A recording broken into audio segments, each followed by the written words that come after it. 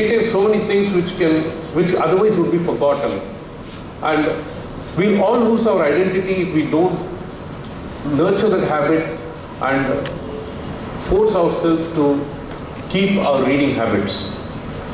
In fact, how it works is a simple thing like Archie's comics, which I read 40 years back, did not have an Indian character. About 15 years back, they started introducing an Indian called Patel. And I do not know how many more characters have been introduced, because they found that the Archie's comic series had become global. And Indians were a very important part, and they had to introduce the characters. So why I'm saying that is, if somebody were to read something which is 50 years back, they will find how it has all evolved. And one more thing, I always feel that reading a book is different from probably seeing a movie. Of course, I always used to relate the fact, the movie Day of the Jackal. I recently also saw your review on that. It's one of the best movies remade from a book, but that's a very rare exception. Most of the time, the books read much better than a movie when it's made, because it's very difficult to capture all the essence of whatever is in the book in about 90 minutes, so to say.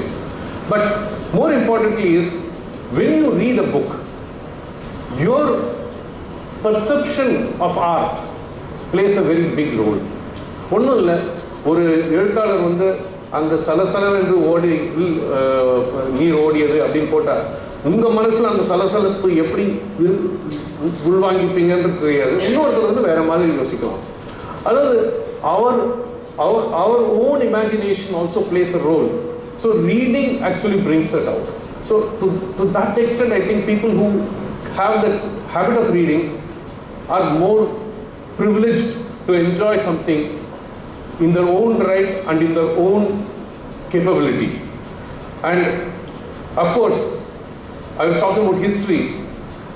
A movie like Billa was made probably in 1980. At that time, one of the key character was a diary which was lost and which was later on found.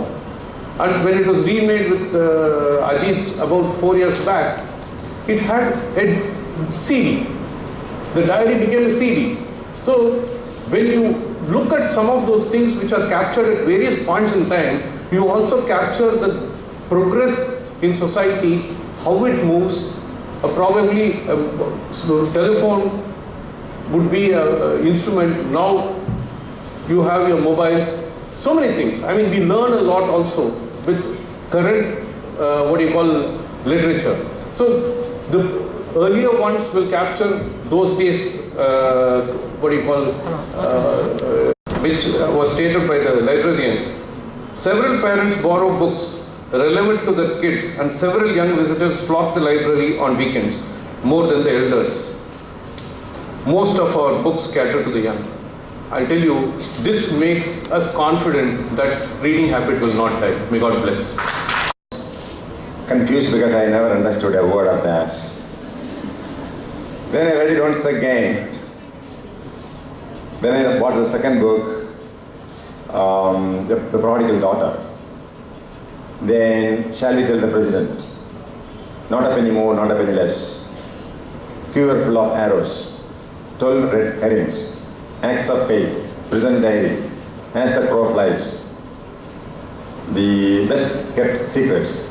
I kept reading because they are very addictive, they are very interesting. Somebody said the role of a teacher is not simply to teach, it is only to help the student to discover. That was the father of science, Galileo. Galileo is supposed to be the father of science. He said, I cannot teach anything to anybody, but I can help you to discover. The process of discovery cannot take place in the classroom. It cannot transfer from the wisdom of your teacher to your head. It has to happen within your own chemistry, within your own brain. Chemical changes must take place. That's what he said. Albert Einstein said that education, or the role of the teacher, is to awaken the joy of learning, of creative activity. Learning is a joy. That's the message I wanted to tell you.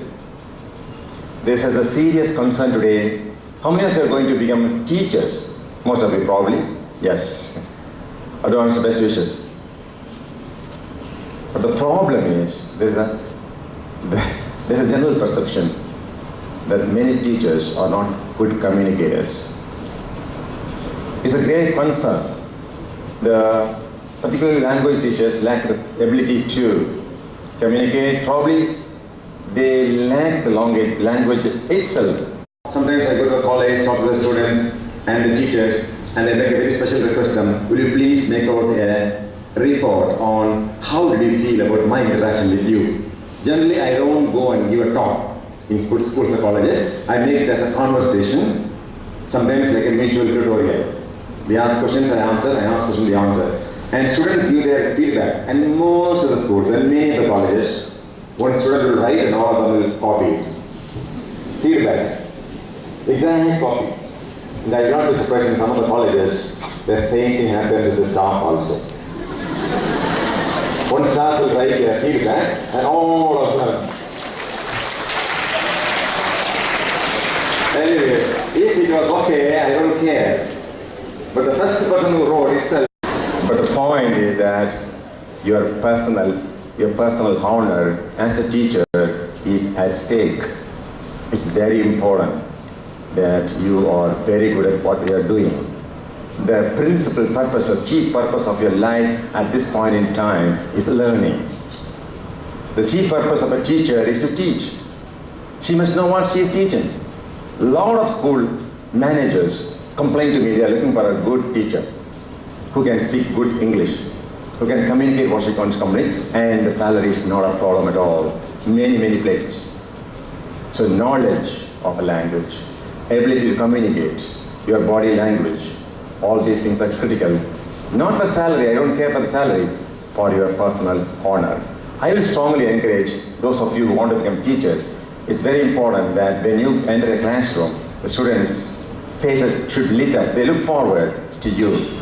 You should be a rock star in the classroom. There should be a fans club in the college for you. You must be the hero of the class. That is possible. That is possible only if. What is the answer? How can you become a teacher who can be a rock star? Recently, I read in the newspaper a couple of years before, a 17-year-old girl, the youngest human being awarded with the Nobel Prize.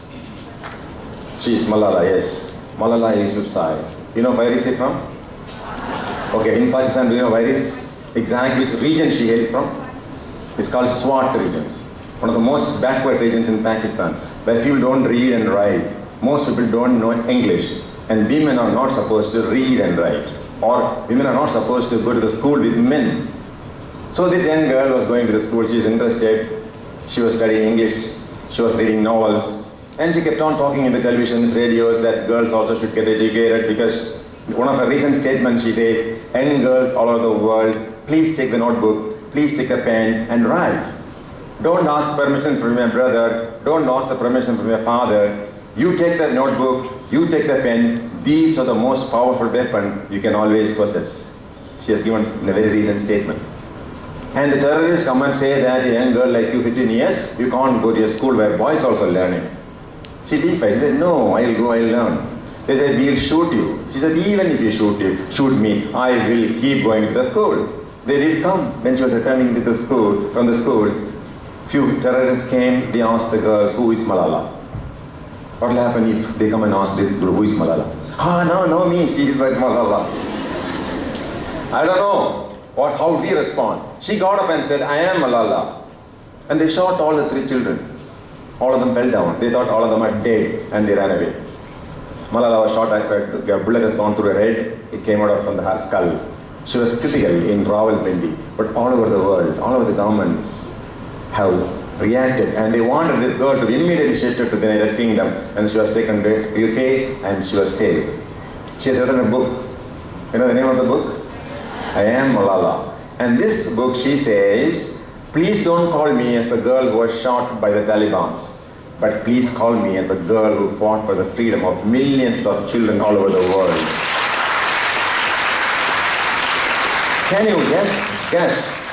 How is it possible for a woman to be so courageous? How is it possible for a woman from Swat region to even speak English? How is it possible for the woman to go up to the United Nations and talk, give her ideas? How is it possible for a woman to get up and rally around for a great cause of education of women? All these are possible, I believe, is because of only one word, one activity. What is this activity? Can anybody? Reading. Yes, congratulations. I'm very happy. Félicitations. I'm very happy to hear this word. Reading. Reading is very, very important. This is probably what is lacking in our school system, in the college system, curriculum. Please don't think if you come to the college, read some lessons, Shakespeare, Milton, some lessons, and you go and repeat it, you get 100 marks and you are really a literate person. It's a big mistake. A very big mistake. College will never make you a really perfect person. It's not possible for the college. Mark Twain said,